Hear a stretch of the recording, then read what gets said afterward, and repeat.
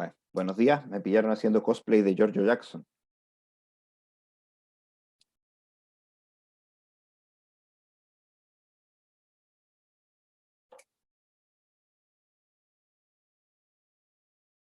Vamos a esperar a que se conecte un par de más alumnos, a ver si se regulariza y si ahí empezamos. Yo creo que con suerte uno o dos más.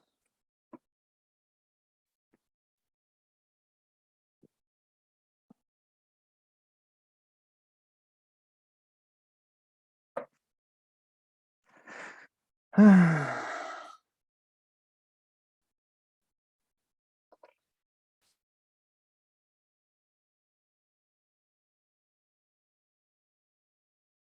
ya, yo creo que podemos empezar. Ok, a ver. Tengo que corregir un detalle, que cuando le... Es un tema de notación, porque me equivoqué en el símbolo, en el símbolo ocupado, y eso tiene trascendencia en el sentido de la interpretación informal que uno le da a las cosas. Yo le había escrito la definición de la reducción de A a B y se escribe así, y yo le había escrito a ustedes así. Esto es incorrecto. Es el B es el que es más difícil y por eso está la guatita abierta para allá, ¿ya? Entonces, efectivamente, la reducción Turing es esta. Existe f polinomial en tiempo, eh, tal que si W es una entrada que pertenece al lenguaje A, al problema A, si, solo si, entonces f de W pertenece al problema descrito por el lenguaje B.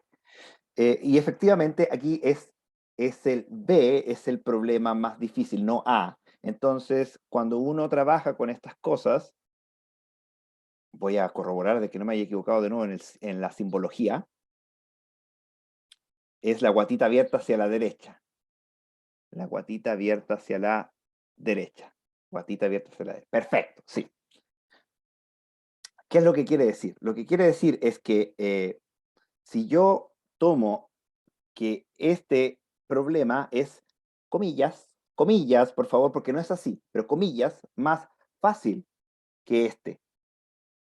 ¿Por qué? Porque si yo soy capaz de transformar este problema polinomialmente en este otro, entonces quiere decir que yo no necesito resolver este problema, sino que me basta resolver este otro. Por lo tanto, cuando nosotros hicimos eh, que la multiplicación se reduce polinomialmente a la suma, lo que estamos queriendo decir es que la multiplicación, a pesar de lo lógico, no es más difícil que la suma.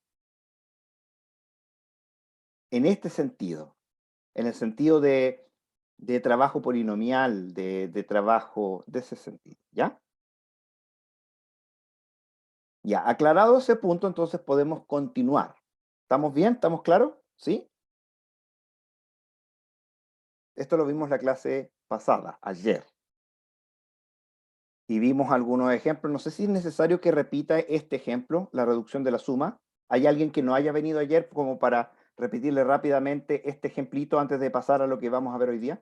Ya, usted no vino. Hagámoslo rapidito, rapidito. Obviamente hay ejemplos muchísimo más complejos, pero este ejemplo de la suma es bien fácil, de la multiplicación. Usted tiene A, B, C, que pertenecen a la multiplicación, entre comillas, entre paréntesis, es porque A por B es igual a C, ¿ya?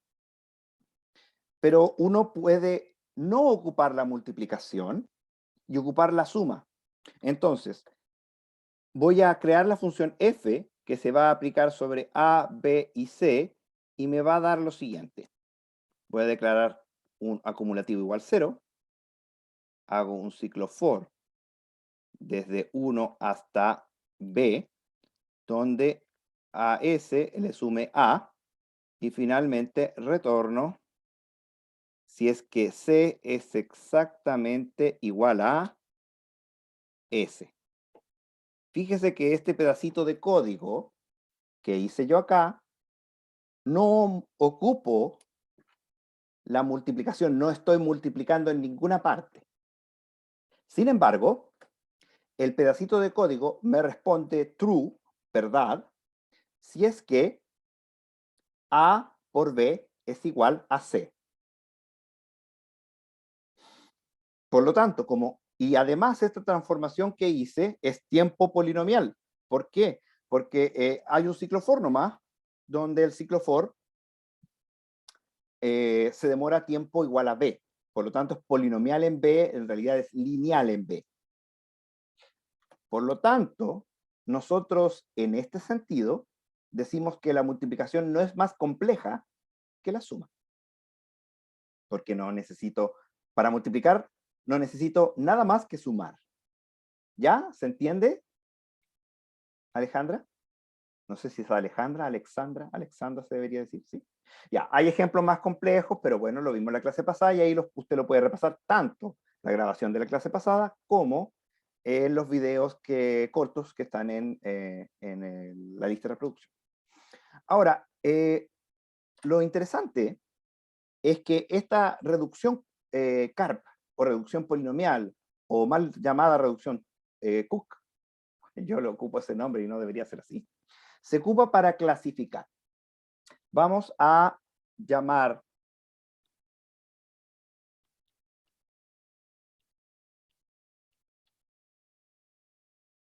hardiness en inglés. ¿Cómo se traduciría en español? ¿Quién me traduce hardiness a español? ¿Cómo lo traducirían? Estamos hablando de complejidad computacional.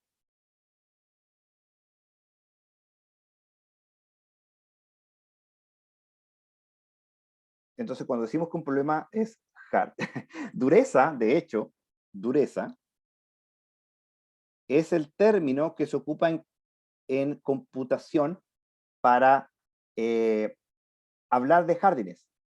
Pero es tonto, yo lo encuentro tonto, porque estamos hablando de hard de difícil, no de hard de duro, pero se ocupa. Se dice que un problema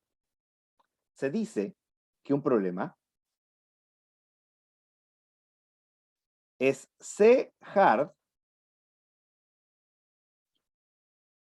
se dice a C hard, si es que para todo problema P que pertenece a C,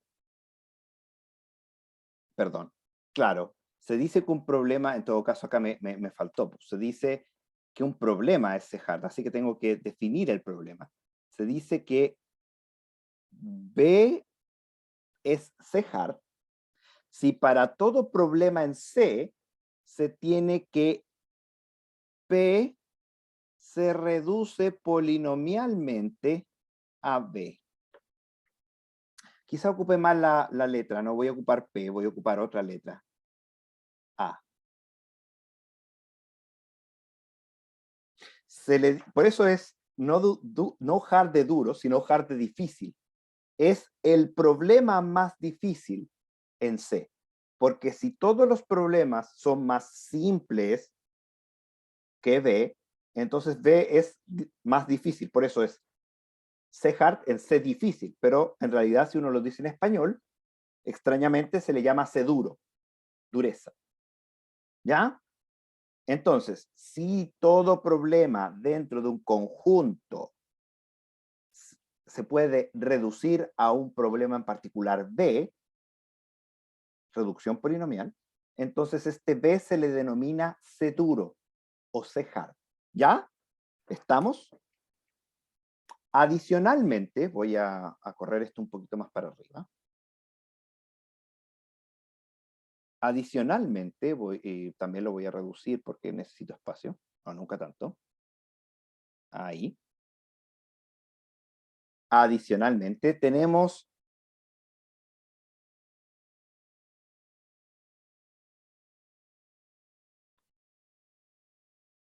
el segundo término, completeness, que esta vez, si la traducción es directa, es completitud. Entonces, se dice que un problema D es C completo C completo, en inglés C complete, si es que D es C hard, o sea, todo problema en el conjunto C se reduce polinomialmente a este. Y además, el problema D se puede clasificar dentro de C. O sea, cuando hablamos de dureza, el problema es inherentemente más difícil que todos los problemas del conjunto. Y cuando hablamos de completitud, no solamente es más difícil, sino que es el más difícil del conjunto, porque pertenece al conjunto. ¿Ya? Entonces, básicamente es como el representante del conjunto. Entonces, cuando hablamos de un problema P completo, significa que basta con que yo resuelva el problema P completo, solo resuelva ese, y he resuelto todos los problemas del conjunto P. ¿Por qué? Porque como se reducen a él, entonces basta que yo haga la reducción al problema y al resolver el problema resuelvo todos los problemas del conjunto. ¿Sí? ¿Alguna duda?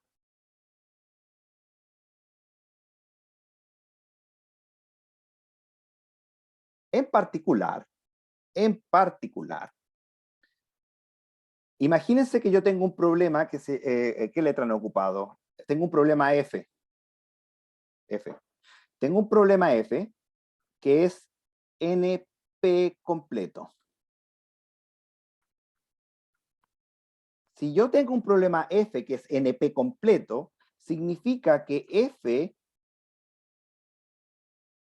es NP hard, o sea, todo problema en NP se reduce al problema F polinomialmente. Hay una transformación polinomial desde cualquier problema NP a F, y además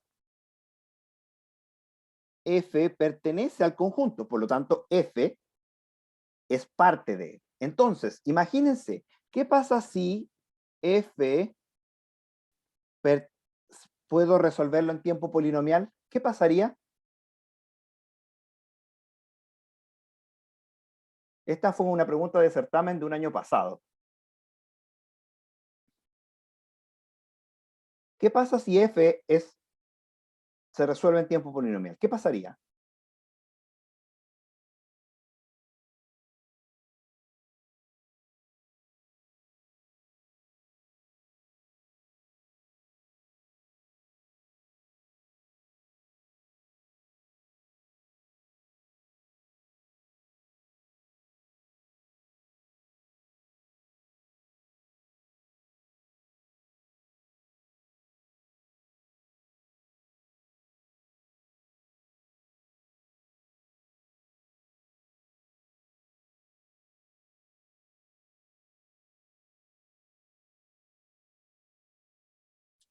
Tic-tac.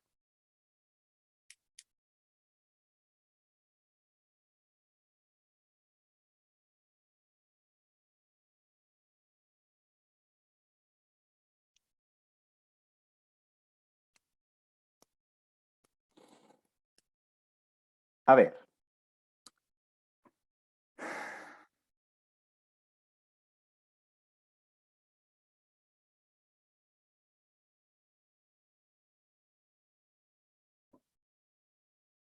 Supongamos que yo tengo un problema A, que es NP. Si A es NP, entonces, debido a que F es NP completo, entonces existe una F que se resuelve en tiempo polinomial tal que W pertenece a A. Sí, solo sí, F de W pertenece a F. Entonces, si F se resuelve en tiempo polinomial, y como F mayúscula, y F minúscula se resuelve en tiempo polinomial, significa que yo tomo una entrada, la transformo la evalúo todo polinomialmente y sabré si esa f pertenece al problema A. Por lo tanto, fui capaz de resolver el problema A en tiempo polinomial.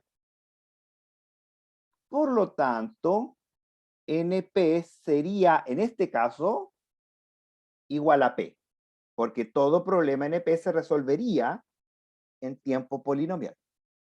Por lo tanto, volvemos a cambiar la respuesta a la pregunta del $1.000.000.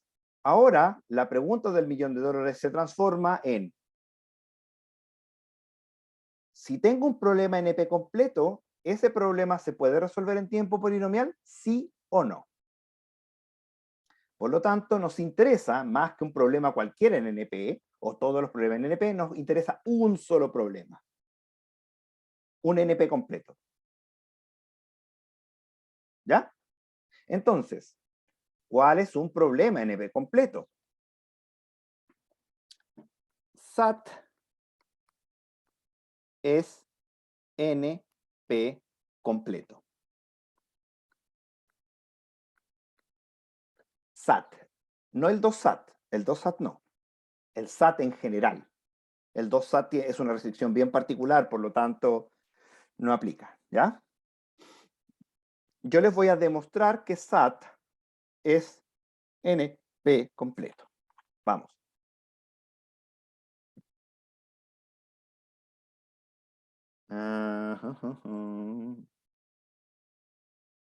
Esto se denomina, ¿no?, el teorema de Cook. El teorema de Cook, del señor Cook, nos demuestra que el problema SAT es NP completo. Es el primer problema NP completo que se descubrió. Esto es del año, no sé, no me acuerdo, 70 y algo, no tengo idea. Entonces, ¿cómo demostramos que SAT es NP completo? Lo primero que debemos demostrar es que SAT es efectivamente un problema NP. Recordemos, ¿cuál era la definición de NP? Un problema NP es un problema que se puede resolver de manera no determinista en tiempo polinomial. Lo que es equivalente, escuche bien, que un problema se resuelva en tiempo polinomial en una máquina no determinista es equivalente a que la solución se verifique en tiempo polinomial. Fíjese bien, si yo tengo una fórmula booleana, B1 o B2, X1, X1, X2, o no X3 y no X1, y etcétera, etcétera. Y yo tengo mis variables, verdadero, falso, falso, verdadero, etcétera. Para corroborar si esta asignación de variables me hace la fórmula verdadera, lo único que tengo que hacer es tomar el valor y reemplazarlo cada vez que aparezca X1. Tomar el del valor de X2 y reemplazarlo cada vez que aparezca un X2. Por lo tanto, hago un ciclo for por cada elemento de las variables. Tengo un doble for sobre las variables, o sea, un for sobre las variables, cantidad de variables, multiplicado el tamaño de la fórmula. Esto es un polinomio. Por lo tanto, SAT se verifica en tiempo polinomial, por lo tanto, SAT es NP. ¿Alguna duda hasta ahí?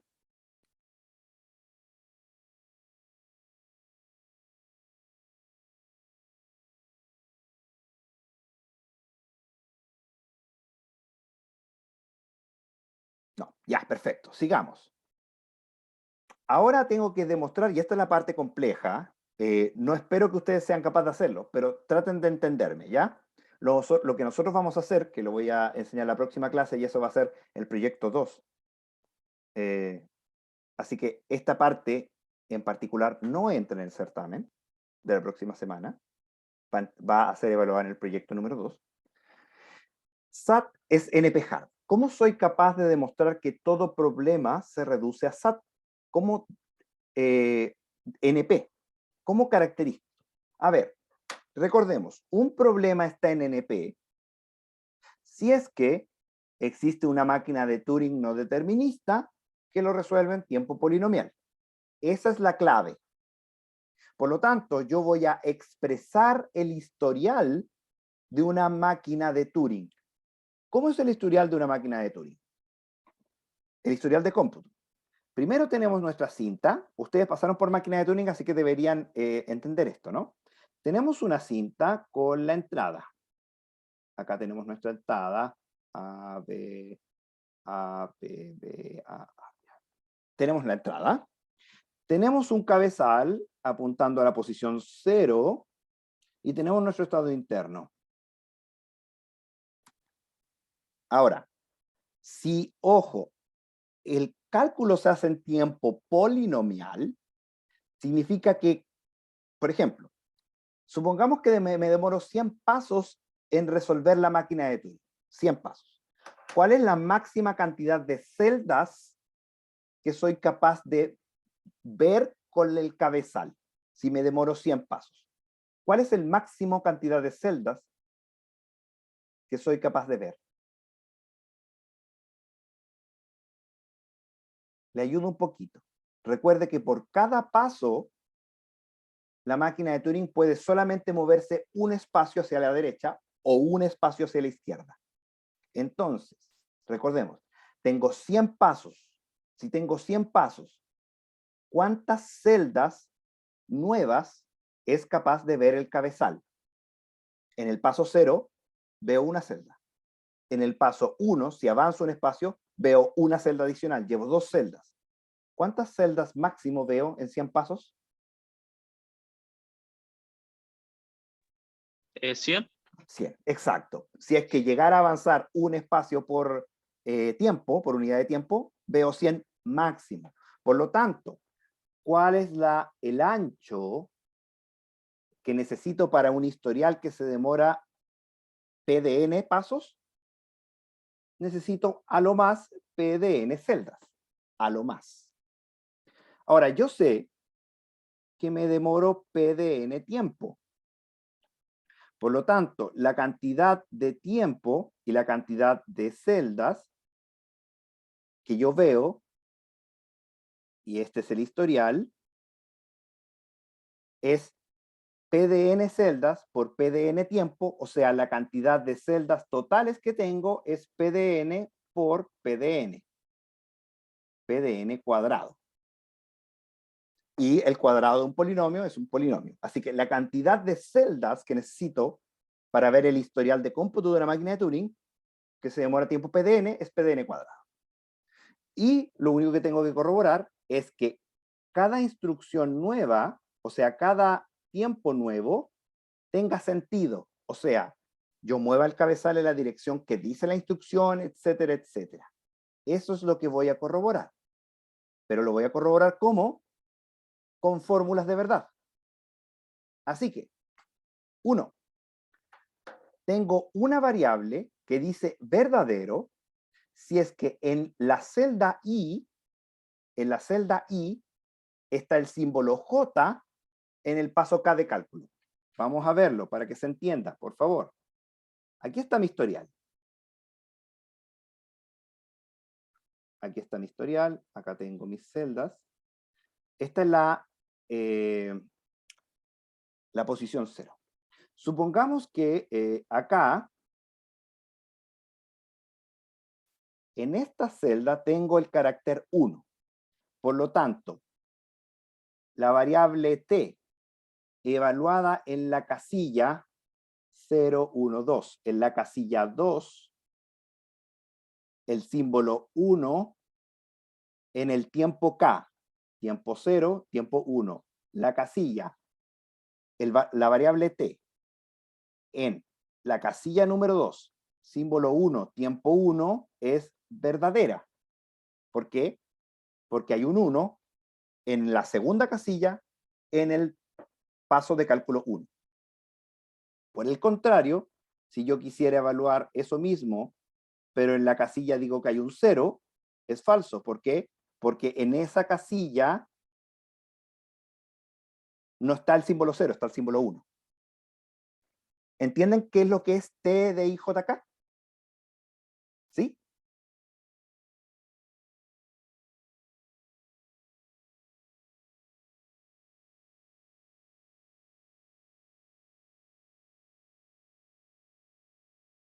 Ya, perfecto. Ahora, ¿cuántas de esas variables tenemos?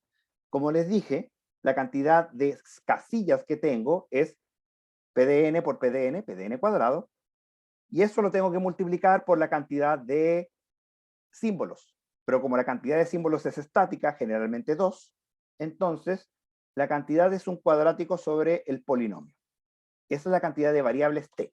¿Cuáles son las variables h? La variable h es un poco más simple. Es si el cabezal está en la casilla i en el paso de cálculo k. De nuevo, si tengo mi historial de cómputo y en el paso 0, 1, 2, el estado está aquí, entonces yo digo, el cabezal en la casilla 1 en el paso de cálculo 2 es verdadero. ¿Por qué es verdadero? Bueno, voy a poner con B. Verdadero. ¿Por qué? Porque en el paso de cálculo 2, en la casilla número 1, está el cabezal. Luego tenemos la Q. Y la Q es si el estado Q, que en este caso el estado Q está en el paso de cálculo 2, es verdadero. ¿Por qué? Porque el estado Q está en el paso de cálculo 2. ¿Ya? Esas son mis variables en general. Ahora, ¿cómo se conjugan esas variables? Insisto, lo único que me importa es que me entiendan la idea general, ¿ya? Porque el teorema de Cook es bastante complejo. Obviamente, necesito sí o sí que T de IJ0 me represente el contenido inicial de la cinta. O sea, si la cinta es, por ejemplo, 0, 1, 0, 0, 1, 0, y acá está la posición 0, entonces necesito que T de IJ, esto es casilla I, T de 0, 0,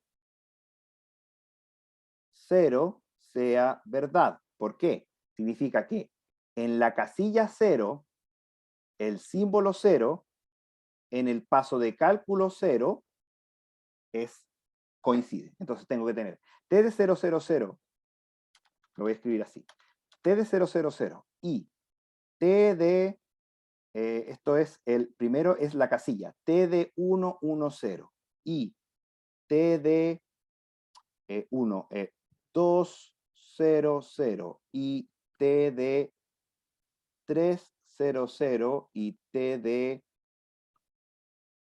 4, 1, 0 y T de 4, 5, 0, 0. ¿Qué quiere decir esto? Fíjese. 0, 1, 0, 0, 1, 0. 0, 1, 0, 0, 1, 0. El contenido inicial de la cinta. Esta expresión booleana representa el contenido inicial de la cinta.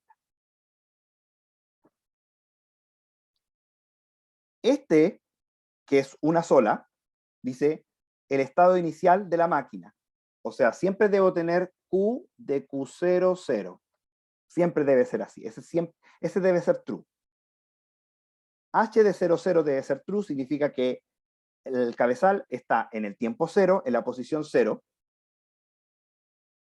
Esto dice que si el contenido de la cinta en la posición, en cualquier posición, en cualquier tiempo, debe ser único. Eso significa esa.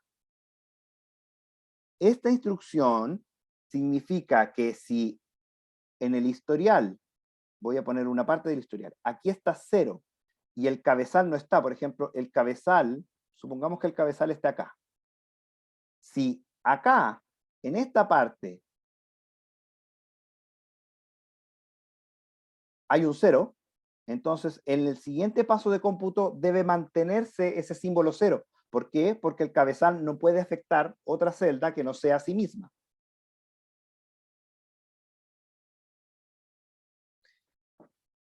Esta instrucción de acá, esta cláusula, dice que hay un solo estado por el paso de cómputo, lo cual es obvio. Y las cláusulas de abajo, esta de acá, me indica que solamente hay un cambio en una celda si es que el cabezal está ahí. Fíjese, dice, el cabezal está en la, esto es una I, ¿cierto? Sí. El cabezal está en la casilla I en el paso K de cálculo. El estado está en el paso K de cálculo y es Q, y el contenido de la cinta es el símbolo sigma. Entonces, yo puedo hacer un cambio, o sea, se mueve el cabezal, se cambia el contenido del estado y se cambia el contenido de la cinta si es que la instrucción lo permite. Si la instrucción en este caso se fuera delta de Q, sigma sería igual a Q', sigma prima, y aquí es más el desplazamiento D.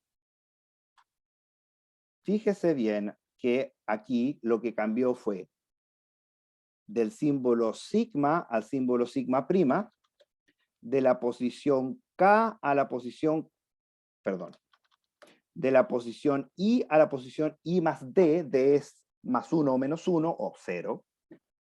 Y finalmente es eso, el tiempo K al tiempo K más 1. ¿Ya? Esta parte me dice cuándo la instrucción debe ser aplicada. Y finalmente, el estado final. Por lo tanto, todas estas cláusulas puestas en conjunto, o sea, separadas con I, si todas son verdaderas, entonces el historial de cómputo es correcto. Y si el historial de cómputo es correcto, significa, siempre que el estado final sea un estado de aceptación, significa que esta máquina de Turing no determinista calculó algo y lo aceptó en tiempo polinomial.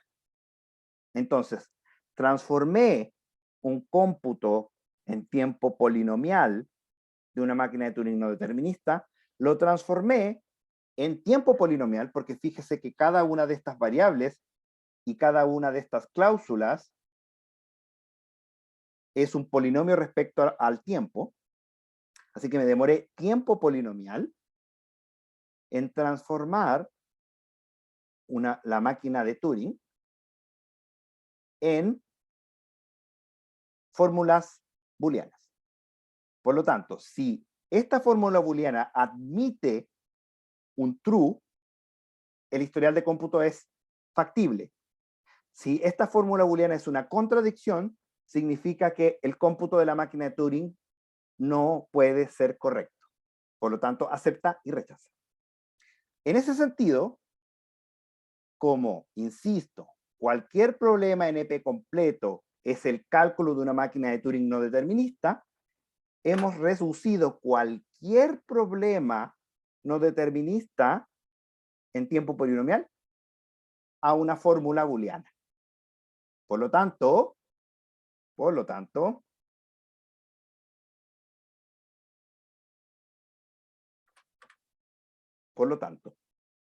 SAT es NP completo. Y SAT, y en particular su variable 3SAT, que nosotros no es difícil de demostrar que SAT se puede reducir a 3SAT en tiempo polinomial. Lo que es imposible es reducir SAT a 2SAT en tiempo polinomial. No se puede. No es factible. Porque la combinatoria se vuelve muy grande y uno termina haciendo transformación en tiempo exponencial.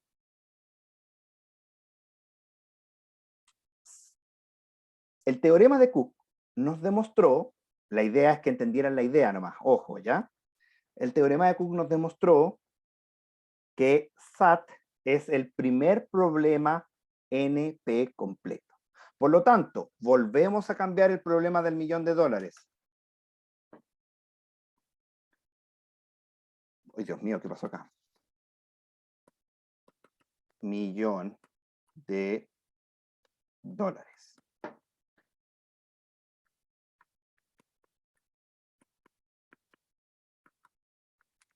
Ese es el problema del millón de dólares.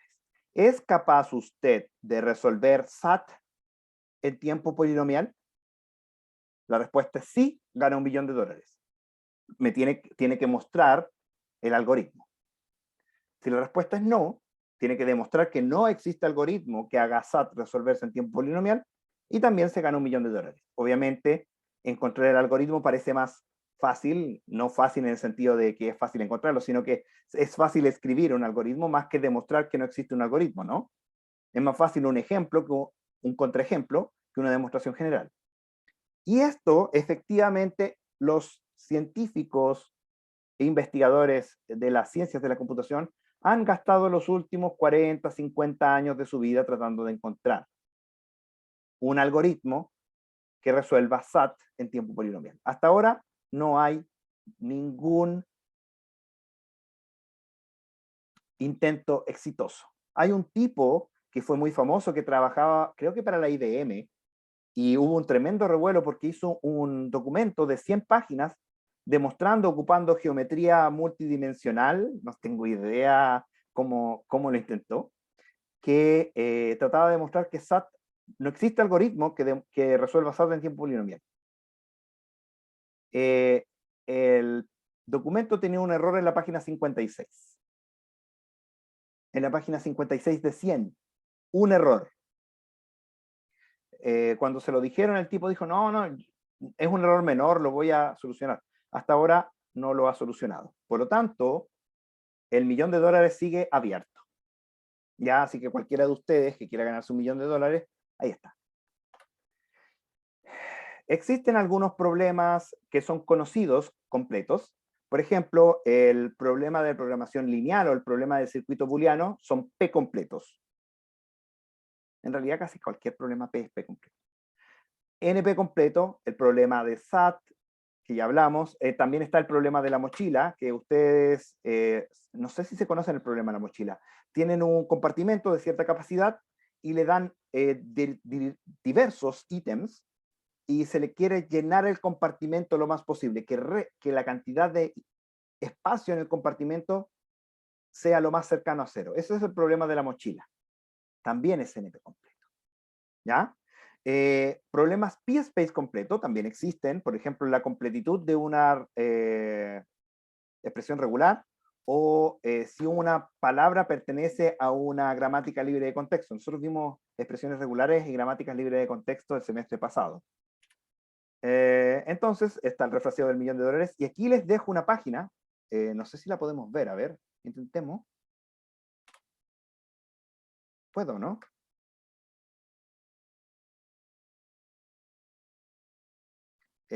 Voy a compartirles la pantalla. Esta es la página de P versus NP. Acá está listado todos los intentos que han hecho para demostrar que P es igual o distinto a NP. Si se fijan, hay hartos intentos. Queda menos de un minuto. Me ponen presente, por favor, en el chat. El certamen es la próxima semana. Entra hasta reducción CARP.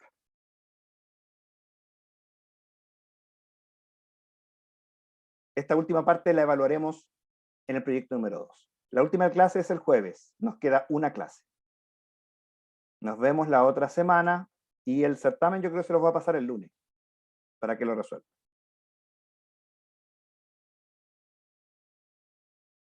Nos vemos. Que estén muy bien. Cuídense. Alcancen a descansar antes del certamen de la otra semana. Estamos llenos. Sí, me imagino.